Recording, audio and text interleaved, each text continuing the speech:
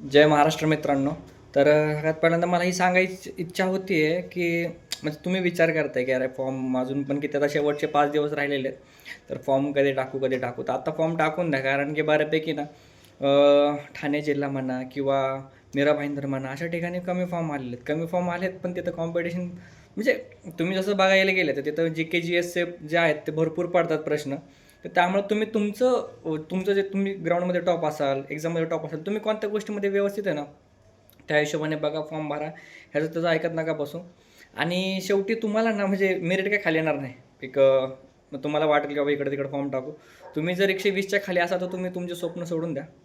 जेव्हा तुम्ही स्वतःला 120 पर्यंत नेचाल, तिथून पुढे तुमची कुठेतरी पोलीस भरती होण्याचे चान्सेस वाढतात. म्हणजे जेव्हा तुम्ही कास्टमध्ये असाल, ओपनमध्ये म्हटलं तर तुम्हाला 125 ते 126च्या पुढं ऑल ओव्हर महाराष्ट्रात कुठेही बघा, तुम्हाला पोलीस बनायचं. तर एक तुम्हाला बेसिक गोष्ट तर फॉलो करून जायलाच लागेल, की बाबा तुम्हाला 120 प्लस मार्क तर पाहिजेलच. मग तुम्ही कास्टमध्ये असू द्या, कुठं असू द्या, काही फरक पडत नाही.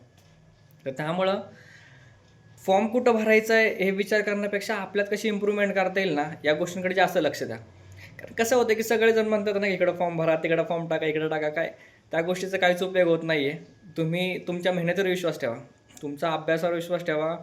तुम्ही जे सकाळी उठताय, डिसिप्लिनने करताय सगळ्या गोष्टी, यश 100% येतं. तर माझंच उदाहरण घ्यायचं म्हटलं तर माझं मागच्या भरतीला ग्राउंड मी म्हणेन अक्षरशः इतका खराब होतं ग्राउंडमध्ये म्हणा, पेपरमध्ये म्हणा. 110 मार्कापर्यंत माझं 110 ते 15 मार्कापर्यंत माझं टोटल जात होतं. मला माहिती होतं की बाबा होणार तर नाही आहे, पण एक आशा होती ना, की चला लकीली कुठं इकडं मेरिट कमी, इकडं तिकडं मेरिट कमी लागलं. पण कुठंच मेरिट कमी लागलेलं नाही आहे, सगळीकडं हाय मेरिट लागते.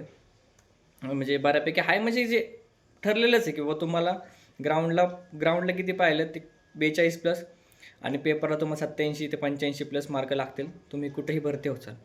तर त्यामुळं कसं आहे, की हे नका विचार करू की बाबा होईल का नाही, होईल का नाही. तुम्ही तुमचं फोकस ठेवा, डिसिप्लिन ठेवा, आणि प्रयत्न करत राहा की बाबा तुमचे मार्क कसे वाढतील. मॉक टेस्ट देत राहा रोज. बेसिक गोष्टी फॉलो करायला लई गोष्टी काही जास्त नाही. तुमचं सकाळी जे मॉर्निंगचं डेली रुटीन आहे ते फॉलो करा. दुसरं त्यानंतर थोडं हेल्दी खावा. म्हणजे सकाळी सकाळी तुम्ही चहा वगैरे पित असाल तर ते ते सोडून तुम्हाला काय करायचं तिकडंच, की बाबा एखादा सफरचंदचा ज्यूस, एका दिवशी मोसंबीचा ज्यूस किंवा संत्रा ज्यूस, तुम्हाला जसं बरं वाटेल तसं प्या, शरीरात एनर्जी टिकून राहण्यासाठी.